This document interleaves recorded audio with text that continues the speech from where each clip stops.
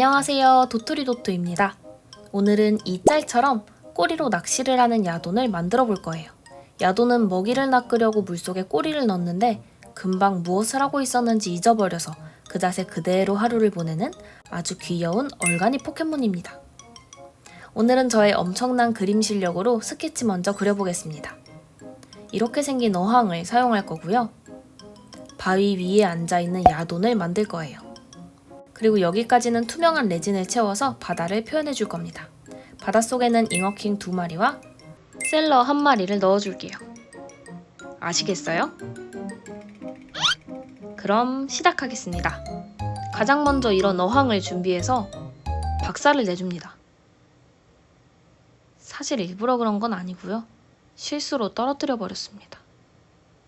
하지만 괜찮습니다. 이럴 줄 알고 조금 더 큰 사이즈의 어항도 준비해 두었거든요. 어항이 커졌기 때문에 야돈도 더 크게 만들어 줄 거예요. 철사를 감아서 야돈의 뼈대를 만들어 줍니다. 뼈대에 야돈의 얼굴살을 붙여주고 문질문질 문질러 줍니다. 이렇게 매끈해졌으면 입을 만들만들 만들어서 얼굴에 붙여줍니다.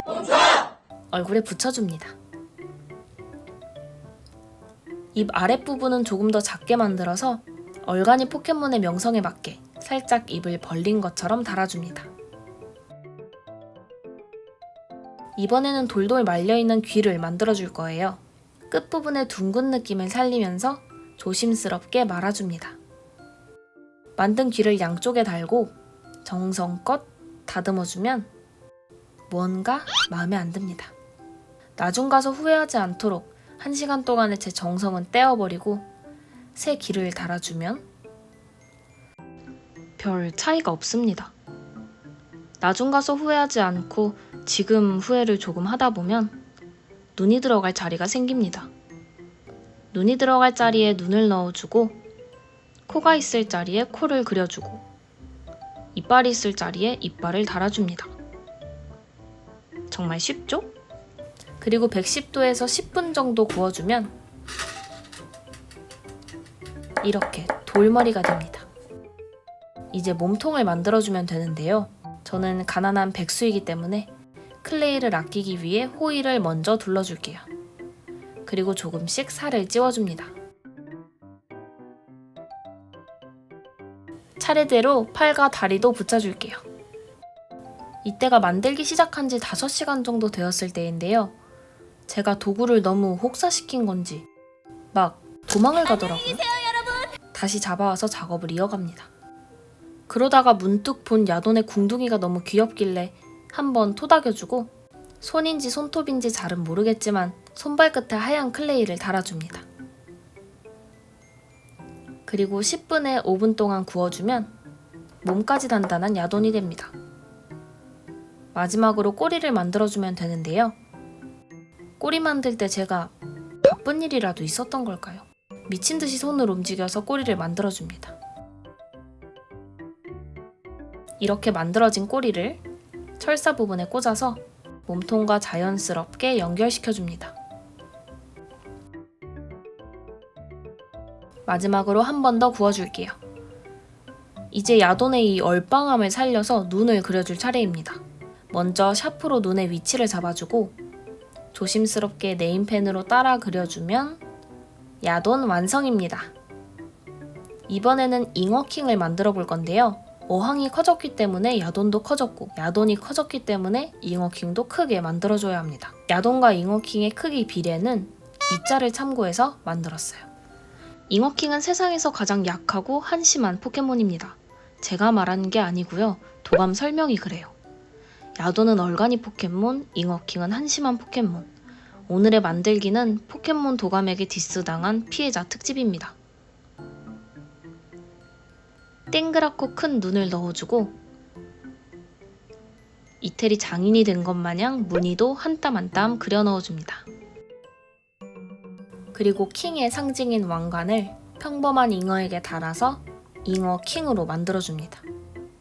꼬리 지느러미 부분은 얇게 민 흰색 클레이를 잘라서 잉어킹색 클레이로 테두리를 반쯤 둘러주고 선을 그려 넣은 다음 따로 한번 구워줍니다. 비슷한 방법으로 가슴 지느러미도 만들어주고 이번에는 철사를 끼워서 단단하게 구워줍니다. 그리고 아직 말랑말랑한 잉어킹의 몸에 가슴 지느러미와 수염이 들어갈 자리를 미리 뚫어놔줍니다. 그리고 오븐에 구워주면 맛있는 생선구이가 아니라 돌덩이가 됩니다. 네임펜으로 잉어킹의 맹한 눈을 그려주고 입에 바탕색을 깔아주면 저를 노려봅니다. 진짜 신경 쓰이네. 애써 무시하고 혓바닥을 붙여줍니다. 이번에는 수염 모양으로 꺾은 철사를 노란 클레이로 얇게 감싸서 구워줍니다. 이제 앞서 구워놨던 조각들을 붙여주기만 하면 됩니다.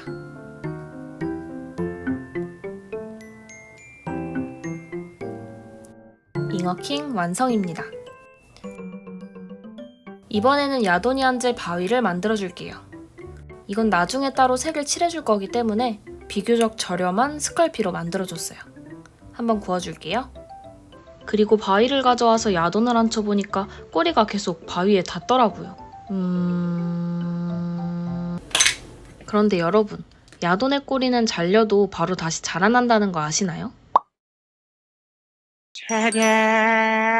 이제 바위를 회색빛으로 칠해주고 파스텔을 이용해서 명암 표현을 조금 해줄게요.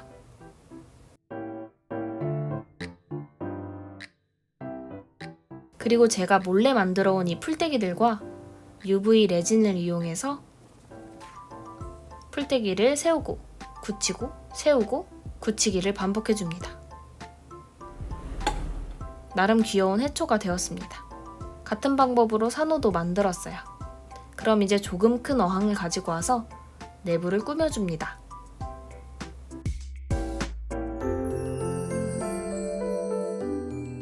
야돈과 바위는 접착 순간제로 붙여주고 야돈의 구렛나루를 잡아당겨서 잘 붙었는지 확인해줍니다.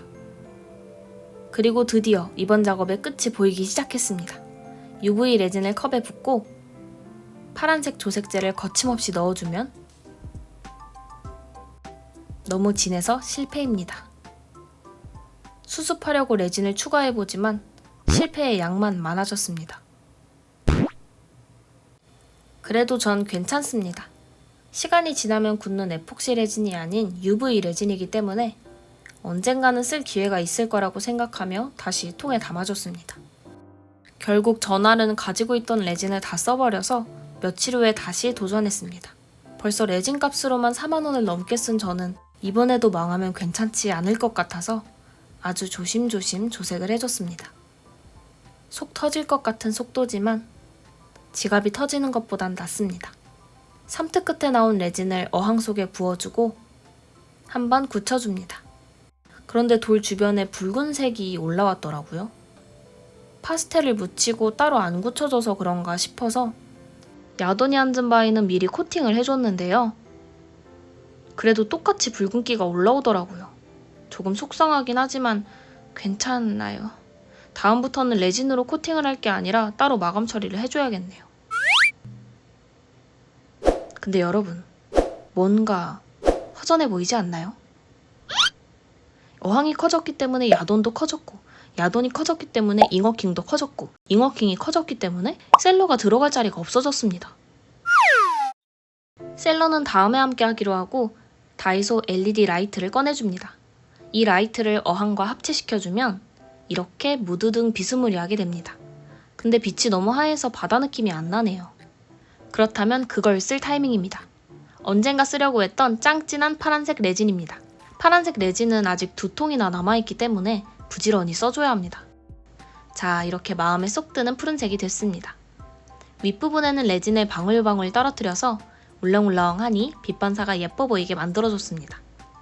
근데 라이트가 이렇게 눌러서 켜고 끄는 거라서 레진으로 어항이 무거워지니까 버튼이 조금씩 눌리면서 깜빡깜빡 하더라고요. 그래서 이 라이트를 분해해 주었습니다. 이렇게 위쪽에 버튼이 심어져 있는데요. 이 버튼을 빼서 옆쪽으로 옮겨 달아줄 거예요. 그리고 집집마다 하나씩은 가지고 있는 이 사나고 3D 펜을 이용해서 고정시켜줍니다.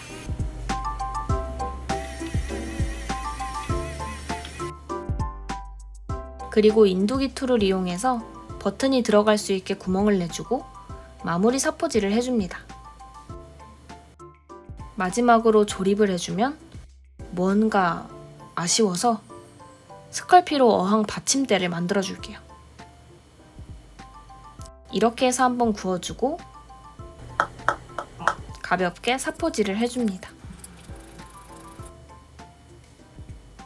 그리고 바위를 칠할 때 썼던 아크릴 도료로 전체를 칠해줍니다.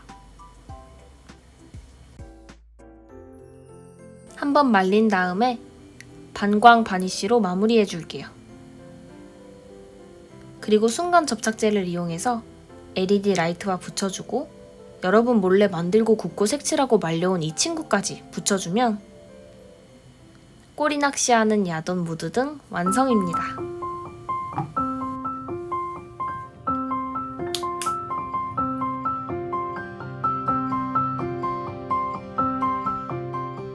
이번에는 처음 써보는 레진 때문에 정말 고생을 많이 한 것 같아요. 100% 만족하는 결과물은 아니지만 그래도 그 과정에 의의를 두고 이번 영상은 여기서 마무리하겠습니다. 재미있게 봐주셨다면 구독과 좋아요 부탁드리고요. 다음에 또 만나요.